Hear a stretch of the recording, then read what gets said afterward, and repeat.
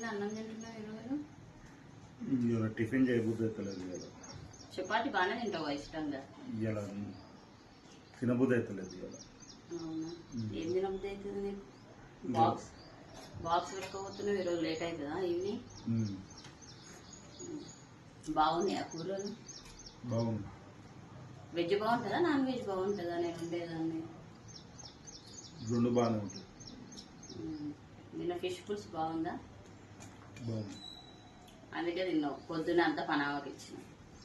ఒక తెచ్చుకున్నావు కేజీ కూర, ఫ్రై చేసింది మాత్రం తిన్నావు, పులుసు మాత్రం అట్లానే ఉంది.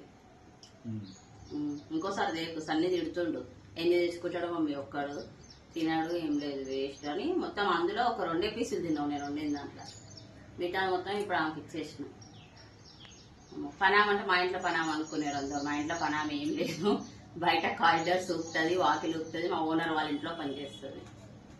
మళ్ళీ మా పనామో ఉంది అంటది, లేదు అంటది అనుకుంటారు. మా కారిడార్స్ ఊపడానికి బయట ఊపుతుంది ఆమెనే. Okay bye.